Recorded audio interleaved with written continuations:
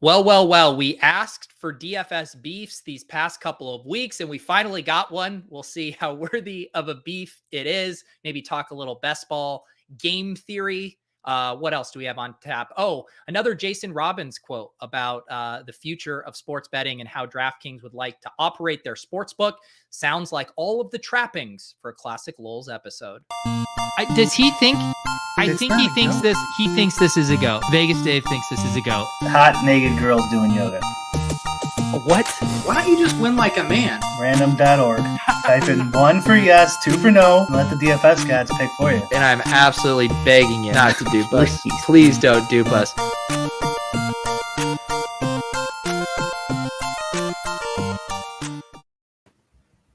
Brian Hooper, it is Wednesday at 4. You're coming fresh off of a Takecast recording. I'm coming fresh off of a Swolecast recording. Are we both going to have big Davis energy today?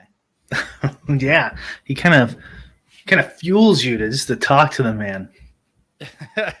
That's right. Den, you like the thumbnail here? Yes, I'm at the stage of my thumbnail making career where I've literally made hundreds of them. It's easy to go into autopilot mode when creating them, but every now and again you get this thrill of what if I just Google imaged the word beef and posted a photo of beef on the thumbnail. And that really is what gets it going for me, Brian. Is that what you did? That's exactly what I did. I looked at it. I didn't notice the beef. I just quickly liked it. Wow, my beef was so subtle. Let me pull it up. Obviously, if you saw the video before we went live, you saw the thumbnail here, but maybe I should just make this a part of the shows. We call it thumbnail appreciation, and I pull up the thumbnail and everyone has to be like, wow, Peter, I really appreciate all the time you went into. So here's the thumbnail for today's episode. How did I not notice that? Brian, you didn't notice the beef in the background? Beef. It's what's for dinner there. A nice medium rare cut there. I do need to get, so I will say, Brian, and I have a feeling I could make this request, and I just have a feeling you would never comply to it. I did ask Spags. I said, hey, can you send me some photos that I can use in thumbnails? So Spags did a little recording sesh where he took like 20 different photos, like arms crossed, shocked face, all of this. And it's actually helped my thumbnail variety game. I feel like I could ask you to do that. What are the odds that you would ever do that for me? I would do it if you wanted me to. I would do it. Okay. I mean, okay. Yeah. That's right. I don't know about some of those. No, here's the thing. I honestly don't give a shit about the specific expressions or like, oh, if have your mouth an extra 2 inches wider, then we'll get more clicks. It just would be nice to have more images of Brian that I could use. Okay. We could do something. The weird thing, maybe not so weird, is that it does matter, like the titles and all that stuff. I was just looking at Swolecast. I didn't know if you guys were going live, and I clicked on it to see if you guys were going live today or just pre-recording. And like even the Swolecast will be like thousands of different view counts based on what the title is. It's true. Yeah, it's still such a huge part of it. I mean, it definitely sucks that it's what, I don't know, I'd say title and thumbnail are, 50 to 60% of the game in a lot of things. It's crazy. Yeah. Let's see here. 0x, what does LOL stand for? Laugh Out Louds, League of Legends? I would say it is whatever you want it to stand for, Brian. What do you think? Sure. Yeah. I mean, it's just a play on League of Legends, Laugh Out Louds. The podcast titles is interesting. Like, it feels like we've kind of plateaued, I guess I would say, like the downloads. Mm-hmm. You mentioned this off stream that like DFS is just small. Is a really kind of a small market, and there's just only so many views, so much you can do. And I think that's pretty much true, but you can't. I guess there are thumbnails. Maybe I should take your thumbnails and start putting them as the show on the podcast as like the show icon. Yeah, I will say I noticed my own. I forgive me if I've said this on the show. I know I've said it somewhere, but like the way I use my podcast app is I subscribe to a ton of podcasts, like an absurd amount, and then I kind of just treat it like an email inbox where I just read the titles and that way. So I'm not like a completist with it. I just like seeing what's available, and then I'll pick to download what I want. And I've noticed my own behaviors. I am so susceptible to titles on the ones I download. Like if say it was a fantasy podcast and it said AFC West preview, like I'm not even listening to that. But if they're like the sleeper, the AFC sleeper RB who's going to win your league, like then I'm like, all right, I kind of want to hear who you think this is going to be. Like you'll get me. And it's like, and even there, like where I would consider myself a pretty picky and savvy consumer, I fall susceptible to that clickbait stuff all the time. And it definitely matters on podcasts too. I fall for it. I fall for it on YouTube. There's just no it works. It's the way the game's played too. And if it's a game too, it kind of intrigues me. Like, oh, how can you GTO this?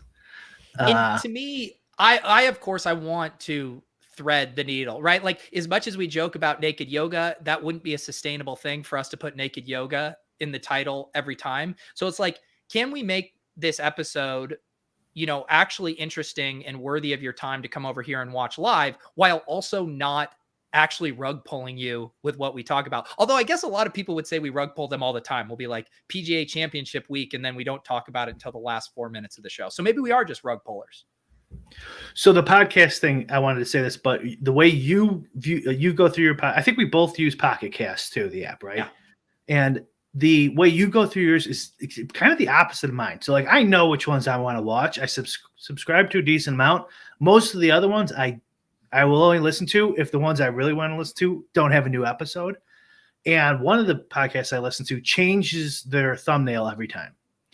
And I kind of hate it because I have to go through all my podcasts and be like, okay, what's their new one? Because like if I have the same logo every time, I know right away. Oh, here's a new. Like it's really easy on the eye on the Pocket Cast app to be like, okay, I recognize the logo. That's the new episode. But if you're constantly changing your logo, it's not a logo. They'll say like, oh, actually, it is a logo. Those kind of like a local artist redo their logo every time, and it's kind of annoying.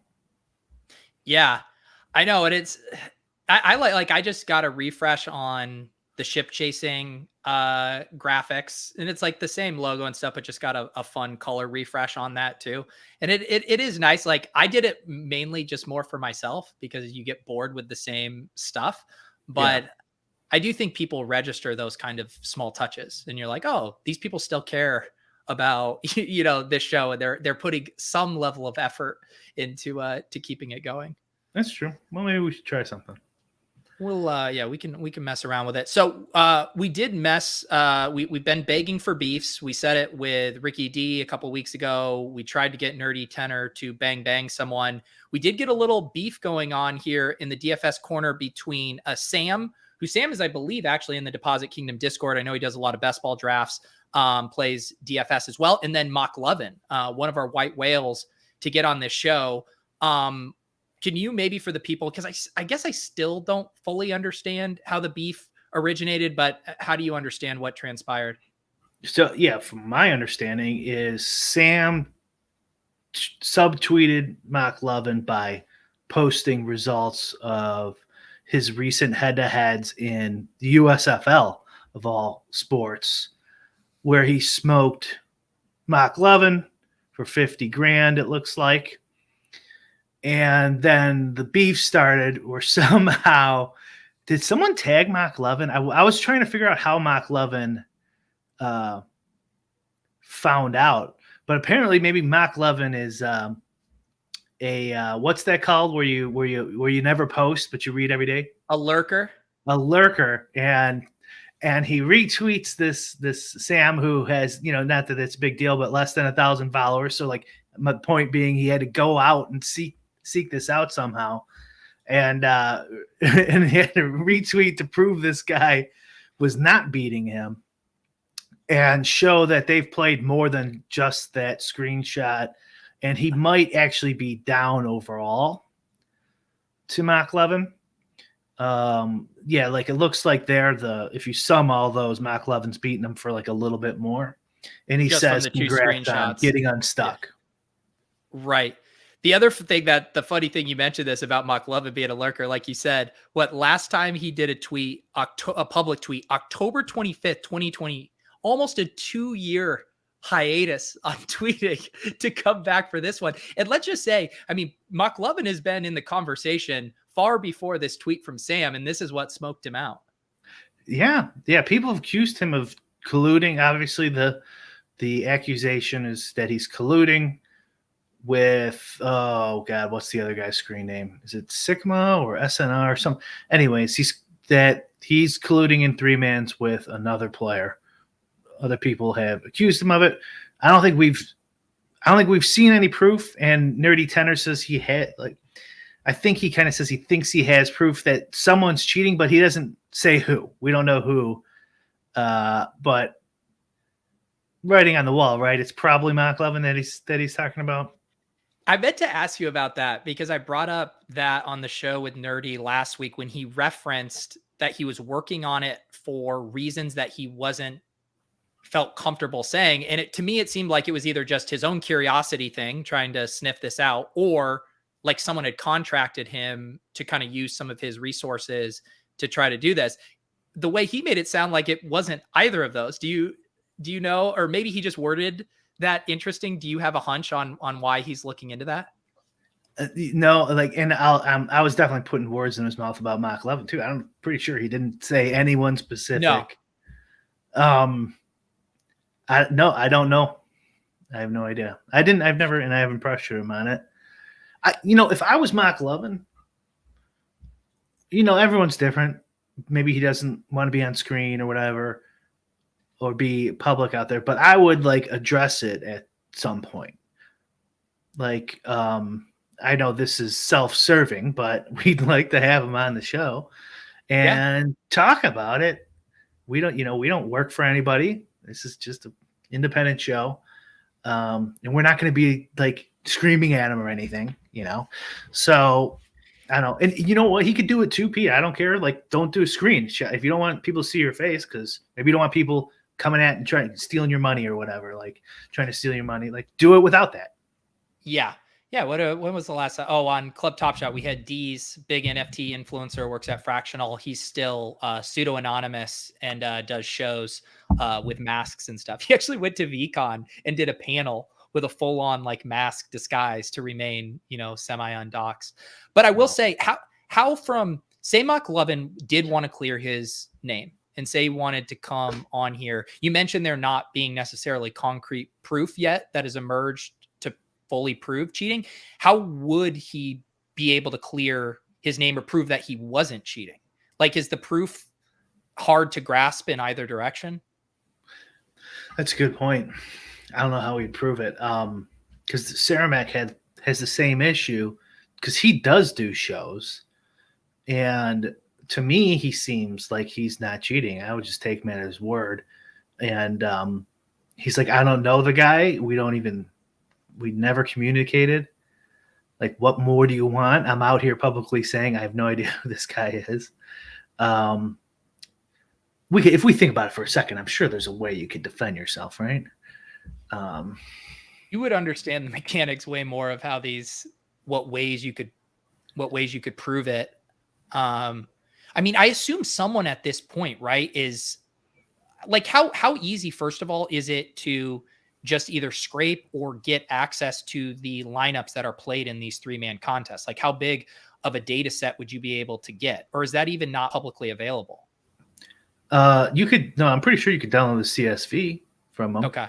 I don't, why would that? Cause you think you could build up a database full of it and then. Well, just if you had enough like pattern matching of stuff, it probably takes some pretty intense like cross-referencing and data stuff, but to see if there were any patterns. And that is the accusation, is that the two accusations of Cermak and Moklovin is they never dupe the other player in 3-mans, which does seem impossible to me. Right. But going back to our, wanting beefs in DFS. I mean, if this was how some of these play out in poker, right? It would be Joey Ingram would play the moderator, get these guys on, maybe hash out some terms for a heads up for rolls challenge. I mean, I don't think Moklovin, I just went back to his profile. He hasn't responded to any other tweets or anything. I mean, how do we organize the big heads up battle that we need for the DFS space here? Maybe that's how they could decide it. Just Third and Schlong versus Saramac head-to-head battle or something. It is also interesting, Brian. I'm now, doing a little investigative journalism here, looking at Moklovin's likes on Twitter. He did like your tweet from December 30th, 2021 that said, "Did RG start counting 3-mans?" That was a pretty funny joke. Do you think he faved that, like realizing it was a joke, or thought that tweet was done in earnest? I don't know. Either way, it's funny. I think it is. No, it's very funny, but so that's why I'm just trying to gauge. Like, does he have a sense of humor about this? Like, would he, really actually be willing to come talk about it? I mean, there is, a chance that why respond to any of this stuff as you're sitting on your yacht sleeping on piles of money? Like, who cares? But he then does come out and respond to Sam. Yeah. So you think maybe he does care. Yeah. Another interesting thing about this, I noticed May 27th, so not that long ago, he favorited a tweet shouting out FTN Daily. Sam is a contributor for FTN. Also, and so it doesn't seem like there's actually any, Moklovin FTN specific beef here. In fact, it seems like he's doesn't mind it, which I don't know. Sam, maybe let us know sometime. Is there any other backstory with you and Moklovin, or was this truly just out of thin air? You were sick of what you felt were spam head-to-head invites, although it seems like you guys have been playing for a long time. Yeah, that seems like a strange strategy to stop spamming too. Like, you could block them, I'm pretty sure. And like, playing somebody for 50 grand. I don't know. It seems like I wouldn't do that. Which looked like a big portion of his DraftKings bankroll and anything, because he showed a screenshot and he only had like 60,000 in there. If you're playing 20K head-to-heads against Moklovins and 3-mans, you need a big roll. What is your so Denden says, imagine thinking playing 3-mans with Moklovin is GTO. I mean, what is even the player pool for that? Like, how many people are actually sitting here? And then of that player pool, how many people do you think don't at least know the rumors that there's cheating going on in those 3-mans? Like, I'm just wondering, how is he even getting action? There's not much at the high stakes, probably in the medium stakes. I don't even look anymore, but I think it's pretty stupid to post in a 3-man, because then you could theoretically get scooped by two people working together. Like, I wouldn't play in any 3-mans right now. More despicable of an offense, ghosting in poker, a la the previous Bryn Kenny scandal, or cheating in DFS 3-mans, or comparable? It depends on the ghosting type. Like I said, because they call ghosting all sorts of things. Like, if you're behind me right here, like we're having a party and I'm playing, you walk into my room, like, oh, I would fold there, or I would go all in there. Like, they consider that ghosting. Like, but if you're just straight up playing on someone else's username for multiple hours, let's say that's the ghosting we're talking about, versus 3-man cheating. I would say 3-man cheating is worse. It's more explicit. Because that's more of an angle shoot. Like, you're straight up trying to take advantage of somebody, where if you're ghosting, like, especially in a tournament, like, you shouldn't do it, but like, like, even like if you're playing head-to-heads, like, obviously you shouldn't do it, but like, the other player still has the same chance. They just might have like a different database on you if they're like using Poker Tracker, or like, have these assumptions of how you play. So it's lame, it's cheating. But like, 3-man cheating, I would say is is a bigger offense. What do you think? I agree. I agree. Easy in the chat saying he will still sometimes take the 3 and 5 man action in MLB if he notices that at least one of the two regular culprits aren't in there. So that's fine. Like I was more talking about like posting early. So like if you enter a 3-man by yourself, or if there's a 5-man and there's one person in there, enter at noon and don't look back until lock, like you're in a chance to get scooped up. And it depends on what stakes you're playing. Like if you're playing low, what is it, under $4 or whatever, like he can't even play in it anyways. And most of those guys probably aren't scooping. Like that would be a good cheating strategy, honestly, for people who are in low stakes, is to do that, I guess. I don't know. I don't recommend cheating. But. Is it like once a 3-man fills, it's not possible to unregister, right? I'm not sure of the rules. I think I think head to head you can't. I don't know about 3-man. Yeah, easy. Let me know in the chat. Can you unreg from that too? Because then that just seems like, that's such a bad user experience too. If you're having to like first check if you're getting scooped by the cheaters, and then or they can dereg if they want at the last minute. Easy says you can't withdraw from a full 3-man. Mm-hmm. So yeah, I guess as long as you're the one closing, you're the third person to register and you feel comfortable with the usernames that are in there, then you're maybe not exposed. It's easily solvable with that randomizing idea I suggest, which is just everyone enters a 3-man pool or a 5-man pool or whatever you enter, and you get randomly sat with 2 other opponents, so they can't work together. Would that be the best litmus test? Like say you could get DraftKings to turn that on for tomorrow and then look at the pattern of play for Moklovin. And if Moklovin stops sitting or registering for that version of 3-mans, that's a pretty big smoking gun if that were to happen, right? I would say if they do that, but also start playing the same lineup too. More often. Well, we're not playing together anyways. You might as well just play the optimal, something like that. You could probably look at that in like currently, like what happens when do they play other sports? When do they not? When are they playing and not playing? You could probably get a little info from that. All right. We have an interesting development in the chat. I kind of had scrolled past this earlier, didn't think much of it. I don't normally recognize the name. Daniel Villanueva had a post earlier that says, I think what the public needs is a speed dating show. Yours truly, Llama Trainer. I just thought this is part of the tapestry of the Lulz chat experience. Moved on.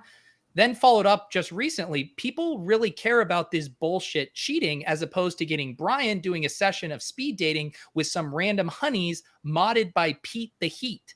I don't know what to say here. This person has a clear speed dating agenda for this show. It's not the worst hook, but what do you think of this idea, Brian? Well, we know Llama, and he's in the Discords. But Pete, you're highlighting a guy who's got a picture of a dog having sex with a cat. So what do you expect the kind of questions to be? That's the thing. I've gotten better about reading the text on a comment before I click it, but I apparently have not gotten to the point where I can actually vet the screen photo as well. Oh my goodness. Speed dating. Speed dating. Yeah. Have you ever done speed dating?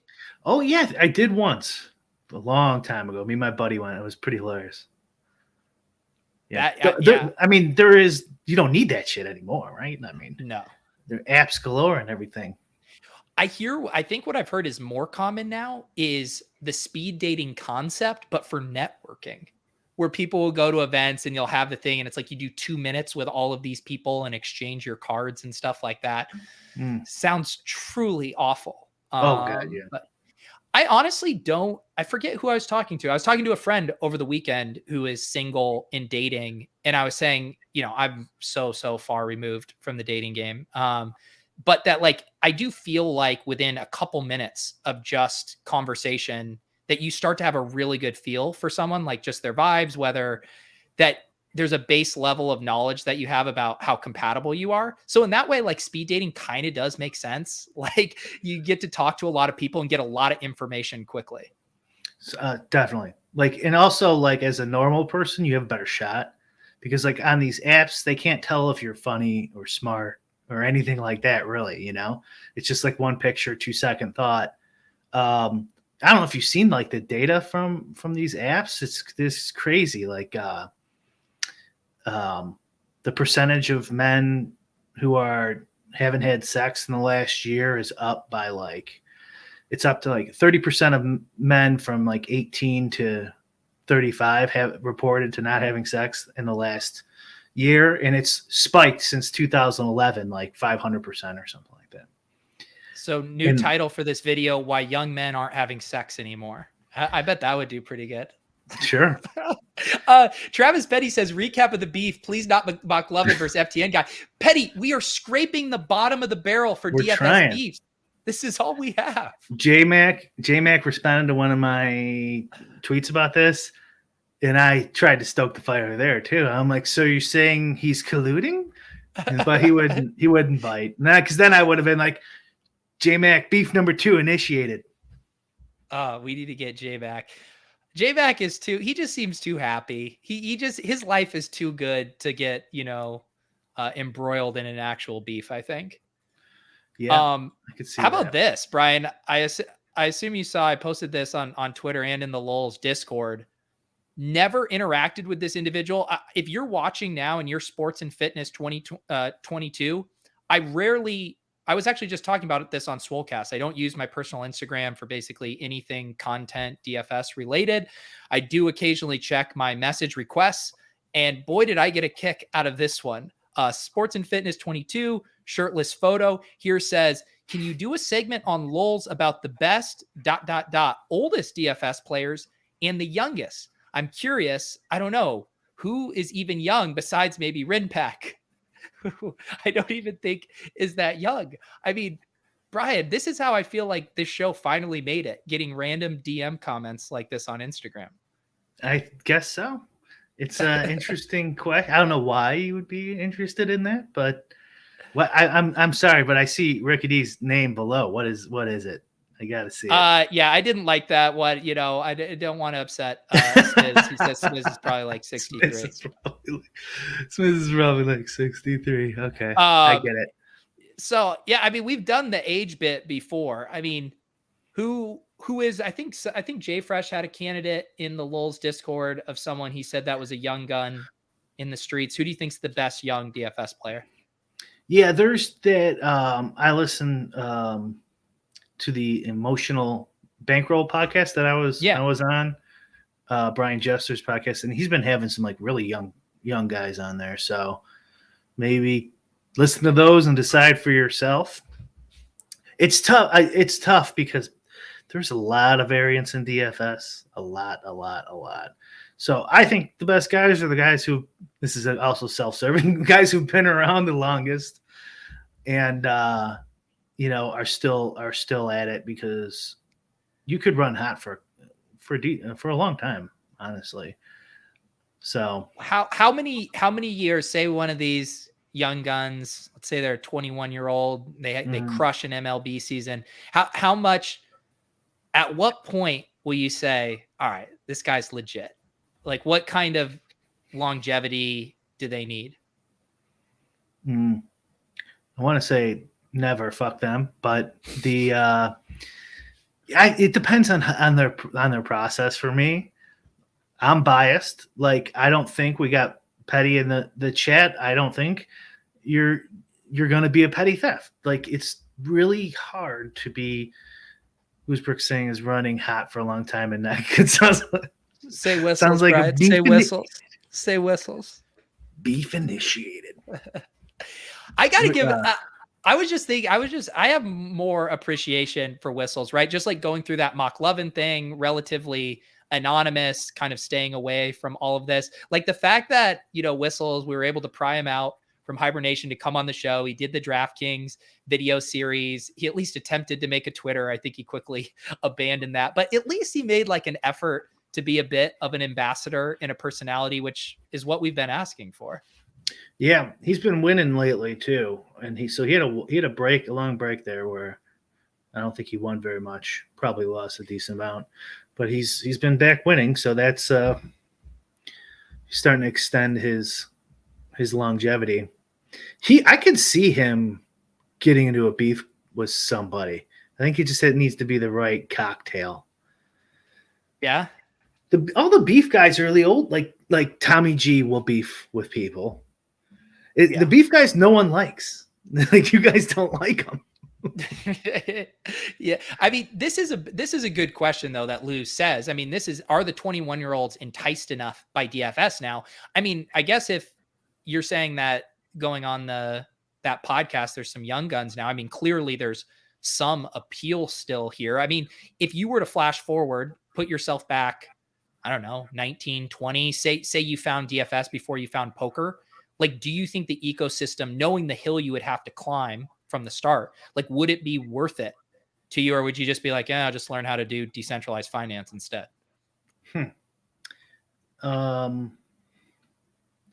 I've always gotten in early. I don't, except sports betting. I did try that for like a solid 4 months or something like that. And yeah, so everything I got into, I was early. So I mentioned I did get into it though. Yeah, let's say 2010. I don't know.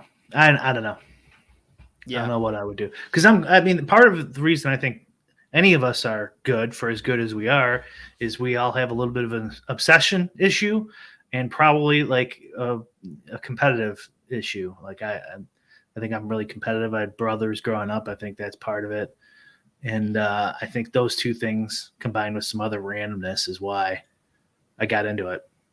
How much of risk, like, say you had a young hotshot that was doing modeling and simulations on a level like you or Nerdy Tenor, but they were almost even way more reckless with their bankroll.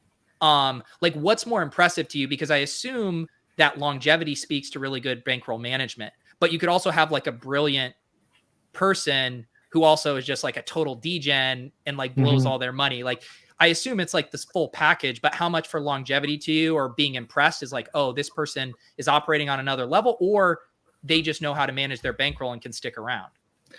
I mean, that's a good question. I think I'm kind of thinking the flip side of that when you bring that up is, I think most of us who are still around, we all, even in poker back in the day, I think we all kind of ran a little bit hot when we first started, because we really had no idea what we were doing, you know?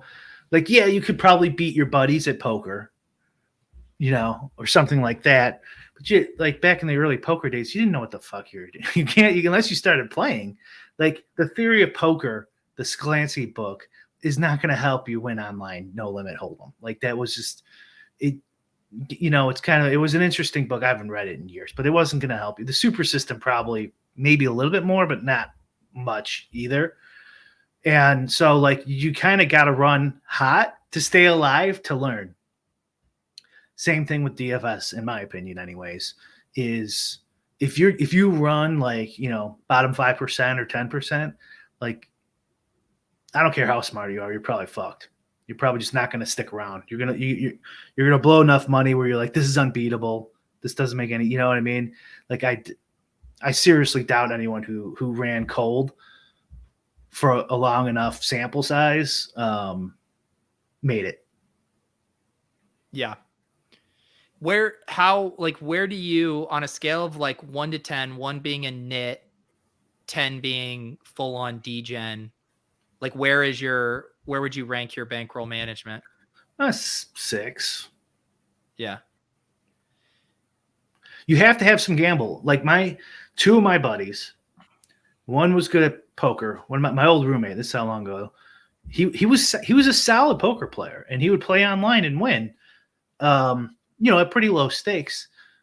And my other buddy, he's pretty good at DFS. Like, he's won a little bit. won some small tournaments. But what both of them never did was keep their rolls online. So, like, let's say, the guy wins a grand playing poker at 50-cent dollar or 25.50 or something like that, which it's a lot of money for those tiny stakes. He'd cash out 750 and then act like he's free rolling. Or if, my other buddy would like win, a couple thousand, he'd cash out like 1,500 and then gamble the rest. And it's like, you have to be willing to risk that and build a bankroll. That sounds like bad advice as I'm saying it. I don't want someone to go bust though, because most people will not have an edge, and you probably should cash out a decent amount of it, especially if you make like $100,000 and like you only play DFS for a week. Like, you should probably cash out quite a bit of that. But you do need to have some sort of if you want to, make it your job or similar, however you want to define it. You have to have some gamble in you, and you have to be willing to keep the money on there and build up a roll. Yeah. Yeah. Like you said, there's lots of psychological stuff you have to push through there as well, whether it's judging your own play, pushing, running it up when you have a hot streak. Like you said, you've said before that you'll up your volume and what you're playing when you're running well and stuff too. Man, a lot of, and we've heard it talking to lots of top players, like what a psychological toll that takes on you, because it always feels like a bit of a moving target. Yeah. And move down when you're running bad too. Which goes back to the psychological thing that takes eating that humble pie is incredibly hard. Yeah. Especially in poker, it was hard. DFS, they won't let you. It's so stupid. Like, if you lose a bunch of money, they won't let you go down into the lower stakes. Like, what?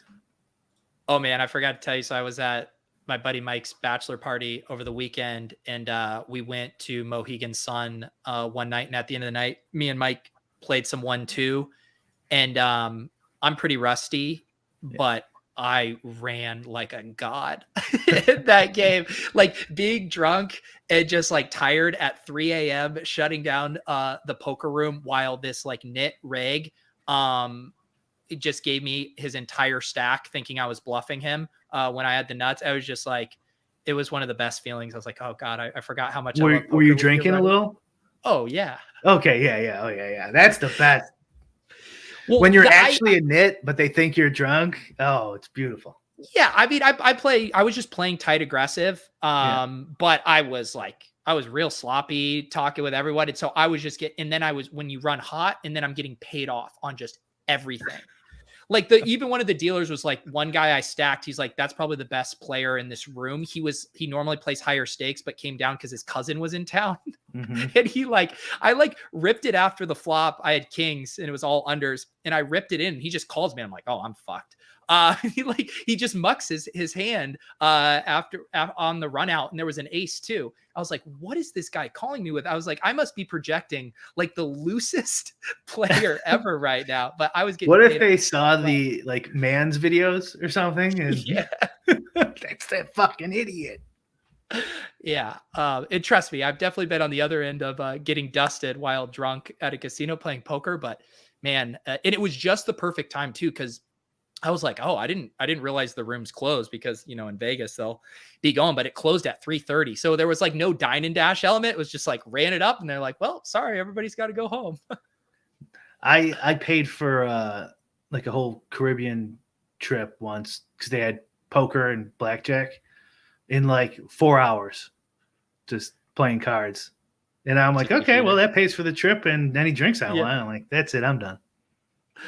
Rinpack in the chat, he says all the young hotshot dumped their money in crypto and Robinhood over the last 2 years. Rinpack, I don't know if you saw the Instagram DM. You are one of the young hotshots, sir. Yeah. Do I have to pull this tweet up? By the way, God bless those young hotshots dumping that money into crypto. Thank you. Yeah. Keep doing it, please. We need it. No, don't you need them dumping it into the DFS ecosystem instead? Either one's fine with me. I mean, I got a bigger bag in one than the other, though. Rinpack, how old are you, if you don't mind? I'm guessing you're like 20s, late 20s. I would have guessed. Yeah. Now I always feel bad guessing people's ages. I would have guessed mid-30s, but I know he still wears his Michigan University stuff all the time, so it's not that go giveaway. Brian judge it because Brian would judge anyone still wearing college gear, and they're like, okay, 27. There you go. There you go. There you go. Old man. That's too old for young hot Who do you shot, believe? This person, RYNPAK, or Marcos saying he's 32? Whose age should we believe? I'm probably the guy who, unless that's not his real, unless that's an imposter, it's always possible. No, that's it. This entire show has been about, real proof. We need it from the Moklovin 3-man stuff. Rinpack, we are going to need a long form birth certificate to confirm you are actually 27 years old. If Brian and I are going to be releasing our top 100 DFS players under the age of 30, we do need to, in fact, know your true age.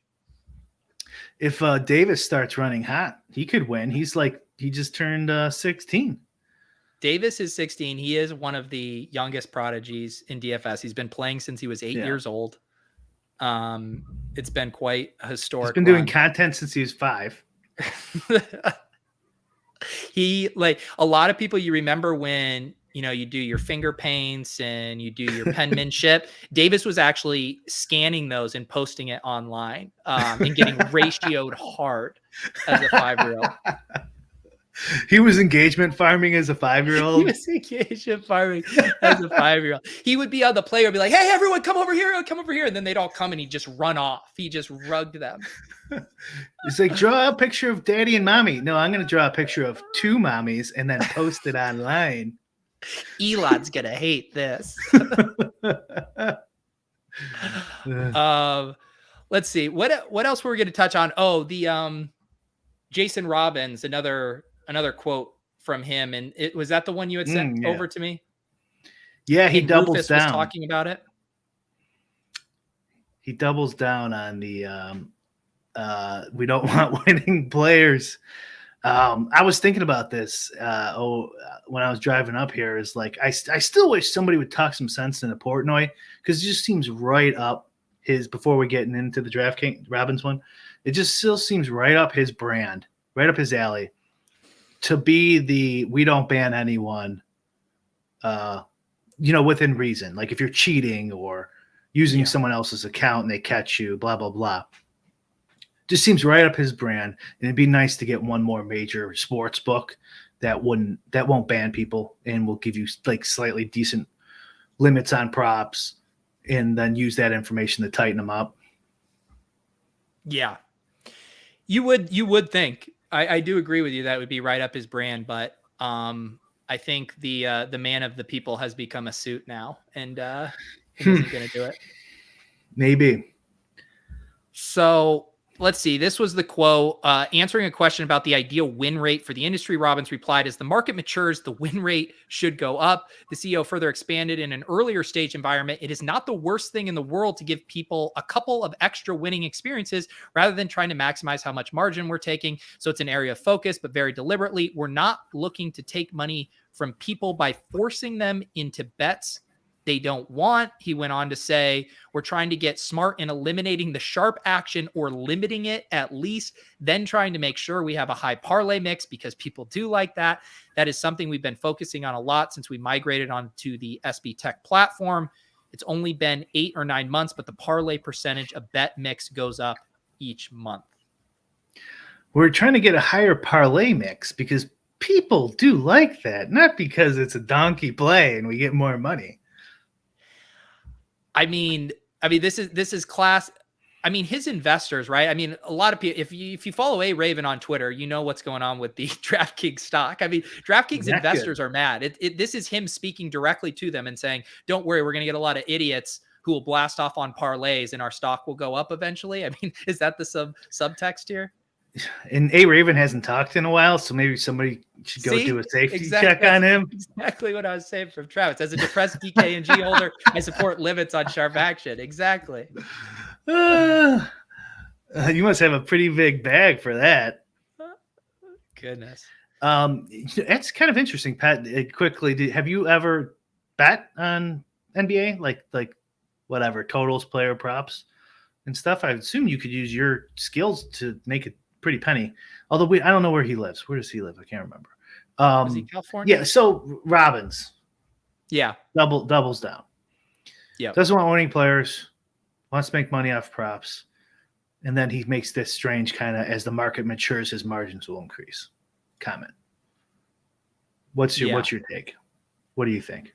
Well, that was my take was that he's, tried to toss a bone to depressed investors and holders like Petty here. And kind of, there's definitely a better, I guess, PR team. You're trying to serve two masters, right? You're trying to serve a sustainable ecosystem. You're trying, the better your offerings, the more like hardcore gamblers are going to talk about it, play on it, evangelize it. But then you'll have people like, Levitan, it could get limited to like $5 on DraftKings. He would be a big vocal mouthpiece for betting on your platform. And it's like, I get that it's a tough spot for them. What do you think? We continue to hear this over and over. Was there anything new in this that surprised you? I think the interest, the margins was new. Yeah. Why? Because Rufus tweeted about this. Why would he think margins increase as the market matures? And the fact that he doubled down and like they didn't like do a PR thing. Can I a little conspiracy thing just popped in my head. Maybe he wants regulation. Maybe he wants the eye on this stuff of like getting people pissed off to call for regulation. Yeah. I don't know. Anyways. And what was and so then you had your response here to Rufus on how you think this would actually play out? Yeah. So my guess is he thinks some of the other companies will fold. That seems reasonable to me. And then, like I just said with my conspiracy idea, but this is just big corporation 101. And it's even more so in the sin industries. So like booze in Illinois here, the distribution is completely essentially an oligopoly, or like it's not a monopoly, but like you can only order booze from the booze company in your designated area, even if it's cheaper across the street, if you're not in that designated area. And this is all legislated out. And then they use, right, like the old gangsters, shipping moonshine to justify all this stuff. Yeah. And same thing with this. They'll use problem gambling to justify it all. And so they will regulate, my guess is they'll regulate sports betting so much that the barrier entry will be too high for competition. And then if no one can compete, then you jack up the vig. And you hopefully you can siphon off some of the players from these defunct sites, even though I'm sure there's a lot of overlap. You'll probably pick up some people, and then you raise the vig.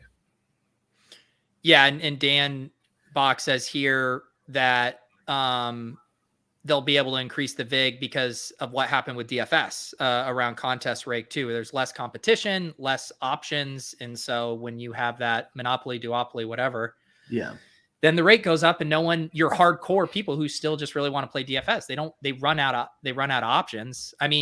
As far as like for advantage sports bettors too, right? Like when this turns into, I saw John Proctor in here mentioning iGaming, like that's what these guys want us betting, right? They want you betting 10 leg parlays. They want you betting sides, and they want you playing online slots in blackjack. Like that's their dream user. Certainly. I do think I'm not a huge proponent of there's only so much money to go around. And I do think you can have a lot of these, offer all these things and do it well and still make a ton of money. I don't think it has to be just a slot machine on your laptop or whatever that makes them, we have like booze, like there's a million different boozes now, right? Like the hoppy, like smaller brands, and then you still can get your Miller Lite. You can get liquor. You can get a million different types of liquor. Like it's the same clientele. You can have wine, right? theoretically, if you get wine, you're probably not going to get Miller Lite, right? Like, I think we can have, and I'm not comparing poker or I just want to gambling. say, Brian, this weekend, I literally had a bunch of beers and then ordered a glass of wine at dinner. So I am living proof that that is possible. And Pete, you also play DFS, and then we'll do a parlay on underdog. So I will. I'm a man there who is contains plenty of us multitudes. who do both. Yeah. And here's another thing too that I think people are taking account on that note is the sports books on FanDuel and DraftKings are separate right now. It's annoying. You have to click them and then go to that separate sports book and then show that you're in Illinois and then verify your location. Think of all the new customers they have who are just doing sportsbook. And then once, hopefully, those things get combined, all these new sportsbook customers will be like, wait, there's DFS? Holy cow, you can win $100,000? Like, we might actually get some rollover from people who are just throwing $20 on the Bears, and they just have the FanDuel app on there, but it's not connected to the FanDuel DFS portion. Like, that's my hope, is they eventually make it seamless and you could do all this stuff. What do you think of this take? I saw Captain Jack in that thread. He bumped this old tweet he had from August of 2020. And he said, hot take, DraftKings will be out of the sports betting business in 5 years because they won't need it as a casino, that the slots in the blackjack will be so lucrative they won't even have to worry about single game parlays. I mean, it doesn't seem that crazy of a take to me. Maybe. Yeah, it's possible. Yeah. And also both things could be true where DraftKings gets out of it, but maybe other sites in 5 years pick up the slack and provide a better DFS product, maybe underdog, maybe, who knows? Or they'll be good at doing a lot of things. Like, why does underdog have best ball and pick'em?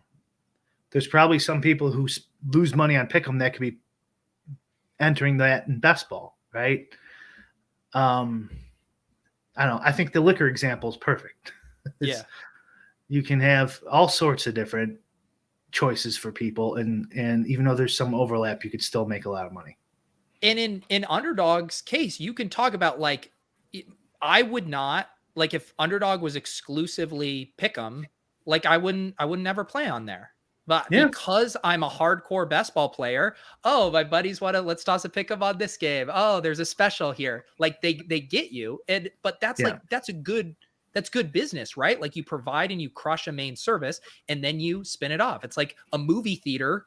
They don't make a ton of money on you buying tickets. They get you buying popcorn, and that's how they make their money. Like, right. So why wouldn't these sites want to focus on delivering some products that they know there's really big interest in, knowing, like, if you can get me to stay on your site, then I'm going to spend more money. And even I agree. And the moral complaint too is like, well, pick'ems are, people are going to lose money on it. It's like, well, yeah, I mean, and popcorn with butter and a giant cherry Coke with M&Ms at popcorn at the movie theater isn't good for you either. I mean, but it's not that sounds like bad someone's for been you. thinking about a night out here. That was pretty specific there, Brian. No, I wouldn't get that. I would actually, yes, I would. Everything but the M&Ms. I do go. I don't care about calories when I go to the movie theater. But what's your go-to? What's your perfect movie snack? Popcorn with butter. Yeah. And salt. I see. I always like pairing it with something chocolatey. Like, I love the popcorn chocolate mix, whether it's like peanut butter M&Ms, Reese's. I'll eat a little bit of whatever someone else gets, but I probably wouldn't get my own candy. Wow, mooching off of your pals. No, Did you see Top Gun yet? I want to see it. Everyone says it's great. No, it sounds like it's a bro movie. Like, yeah. I don't know. I haven't seen it. I guess I'd watch it. I don't know. Like, I haven't been to the movie theater since COVID. Not because I'm like opposed. I just there haven't been any movies I've been really interested in seeing. Right, but I hear Top Gun in IMAX, people say is a very fun time. Yeah, if I'm gonna go to the movie theater, I don't know if Top Gun's doing it for me. Really? I feel like that does do it for me. I don't know. I like nerd shit, fantasies, like Lord of the Rings type of stuff, Star Wars. Gotcha. Star Trek, any of that stuff, I would probably go. go see. But that stuff's all garbage now too. It is. Who was it? Oh, one of Mike's buddies at the bachelor party. He works for Disney, and I'm trying to remember what new Disney movie he said was really good, and now I'm blanking on it. Was it Chippendales? I think it was Chippendale. That was on like Netflix or something. I think it was. It went straight to one of those streaming. You're talking about it's like a cartoon. Something. Mm-hmm. Yeah, whatever. I won't derail us too much here. One more topic did want to talk a little bit about. Jesus, these bots are relentless today. I know. They had some good titles. They were kind of funny. Yeah, someone who watches Splash Play renamed their account on YouTube to look like one of those, but it's not a bot. They're playing a very dangerous game that I'm gonna, accidentally block them, but it's a good bit. Cheapest Tinder just for sex. So I did want to talk a little bit about the best ball stuff because that has been infiltrating a little bit of DFS Twitter lately. RW, I will just quickly touch on this before we get into this. What are the cons of drafting a lineup around just 2 to 3 teams in best ball? I'm new to best ball. So think of it, if you've played DFS, right? If you were, say you're playing the Millie Maker and you just like stacked 2 teams or whatever, like you're going to need both those teams to score 50 plus points for that to work out. So is it possible? Maybe, but the way these tournaments are structured, you're going to need those 2 to 3 teams go off week 15 to get you to week 16, then go off week 16 to get you to week 17. So it's just a tougher needle to thread. So I would focus more on like skinnier stacks, pass catcher, a quarterback, couple pass catchers, maybe a bring back, mini correlations in other games. But I would avoid having multiple onslaughts this year, I think. So I was just thinking about that today, and strangely enough, and I'm trying to like develop a little best ball sim thing here. Ooh. And I want to look for something like that. Because you kind of think of it like a cut line in golf, where you want your guys to make the cut, right? So in the cut line in best ball, underdog anyways, not drafters, is you want them to make the playoffs. And so in golf, there's no correlation there though. So if Dustin Johnson makes the cut, doesn't mean Patrick Reed did. I'm saying those 2 guys to get the PGA guys all bent out of shape because they just left the tour. But if Pat Mahomes makes the cut, Travis Kelce 100% also made the cut. So that correlation benefit might have some value. I don't know. I want to look into it and like see it in it. Maybe you do want like, a double stack with the QB and then a double stack with your second QB. And you really want to force that in because then when you make the cut, you're getting through 3-4 guys. Mm-hmm. So it's not just that my quarterback throws to the wide receiver, ergo I get points both times. Your typical DFS correlation. Yes, but like every single team in this hypothetical gets through the cut. Like every team is still playing weeks 15 through 17. Unlike where half of like there's a certain amount of golfers that don't continue to play. Well, but not your teams. Yeah. There's not your team. So like, like if my team didn't make the top 2 to get to the playoff section, right? But if they did, then I'll have a whole bunch. Yeah, you know what? You're right. I'm thinking now I think you just completely disproved my point, and it's not going to make any difference at all. No, I knew what you were. I understood conceptually what you were saying, but I was like, I don't know if the golf analogy works. No, I don't think it would actually make any difference. Now I think about it, it's a completely stupid idea, and I probably shouldn't even test it. Let me think about it though. Maybe there is something there. The thought I've been thinking about now, because I put the video out on my channel. I know Eric Beinfor has been talking about it a lot at Spike Week, talking about the importance of week 17. There's definitely been some pushback to this basically from different types of people, both from, really analytical people, also for some football guys too, who just don't want to have to worry about correlations when they're drafting. But I do think in our bubble right now, the risk is paying too much for your correlations, like either going overboard, like we were just talking about with RW, they're stacking too much, or paying too much of a premium on it. And I think there's like a double effect to reaching too much for your stacks, where not only are you not going to be able to build as good of a team because you're sacrificing value, you're also going to be less unique because the stacking and correlation is such a meta right now. You're going to probably have a lot of other teams who are reaching around similar to you to build similar teams. And so it's like, not only are you hemorrhaging value, but you're getting very similar textured rosters where if you're super patient in waiting on your correlations, you're going to get unique teams that the average person going out of their way to stack is not going to have. Okay. I could buy it. But where are you, just maybe that's getting too deep in the weeds on this conversation, but like, where are you at in general on just prioritizing correlation for week 17 when it's a 470 person final on Underdog that you have to get, top 2 to become a millionaire in? If I was hand building, I'd probably just use it as a tiebreaker. Plus or minus, depending, it depends on where you're drafting. But a couple 5 rounds late, like that sounds fair, or more later on, 16, 17, 18th round or something. I don't know if like you're drafting in the first 2 rounds, unless it's just like basically a pick or 2 difference. Like if, you have the guy ranked 12th and you're picking 10th. Something like that, that's fine. But other than that, if you're just picking between a few guys, then you could definitely use it as a tiebreaker.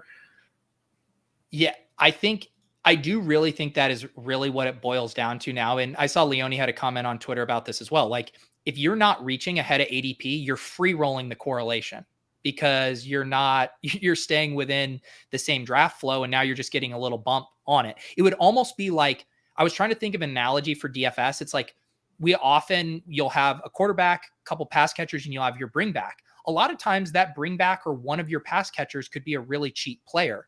It'd be like, imagine if you were spending 3/4 of your salary on a double stack and a bring back. Like, it's probably not the best allocation of your resources just to get that perfect correlation. And I think if I see one mistake right now, it's people fall in love with the name brand correlations. Like, of course I want Diggs and T. Higgins and Josh Allen all on the same team because those are the primo players in that correlation game. But you're paying a big price for it. 2, other people are going out of their way to pay a price for it. And it's probably not the best use of your capital where you're trying to nail a couple 40-point weeks from some of the highest or the best players in, say, the top 50 picks. Yeah, that makes sense. The other thing is you had, and this, I guess the same thing with correlation too. No, more so week 17 than correlation is you also, in order to overdraft, is the value has to be more than that's baked in. And so like you would assume that if like someone's making like a season long projection for somebody, let's say 300 fantasy points, they're looking at the schedule and going, oh, week 16 and 17, though they should get a little more because X, Y, and Z.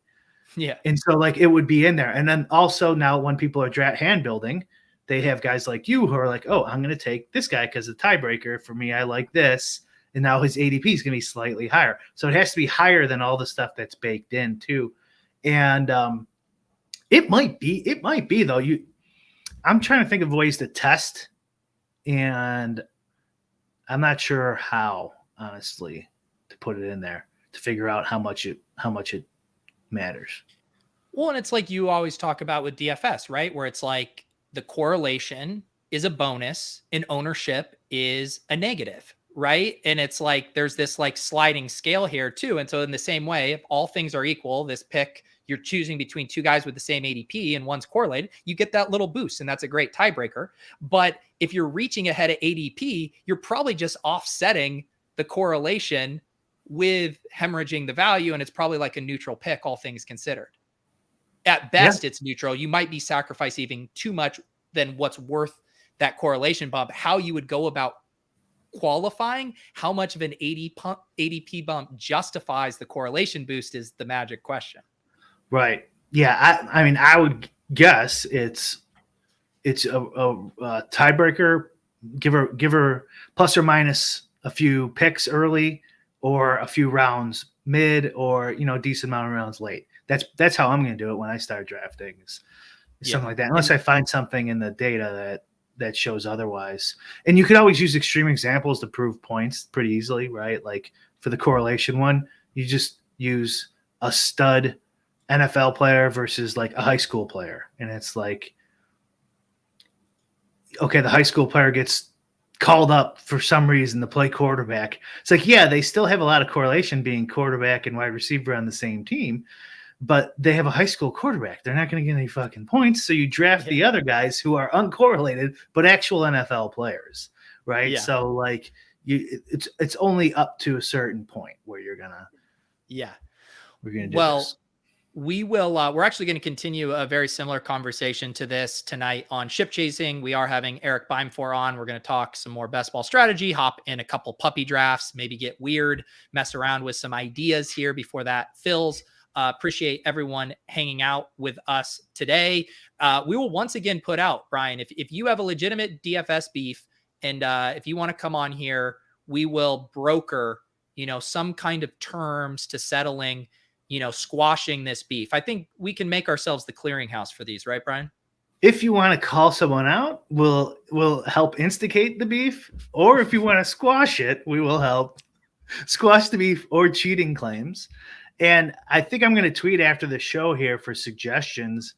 We were talking about doing kind of like a State of the Union show, but for DFS and maybe even poker and sports betting, and bring on, an expert from each one to give us like the State of the Union for those sectors, like what's going on, what direction we're going in. I think that could be, useful for people, especially like I haven't played poker in years. What's going on there? And then do like a State of the Union every year.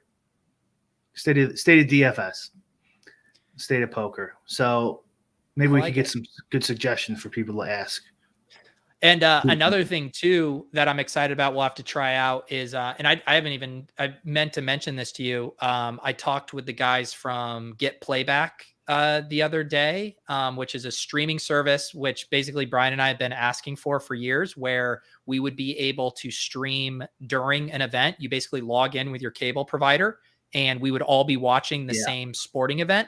The only issue for our purposes is the pay-per-view stuff is tough. Right now, they don't really have the rights to being able to do that. But like one of those like ESPN Plus kind of fight nights, I think we could do. So maybe this summer, Brian, we can test drive, because I just got set up on their platform.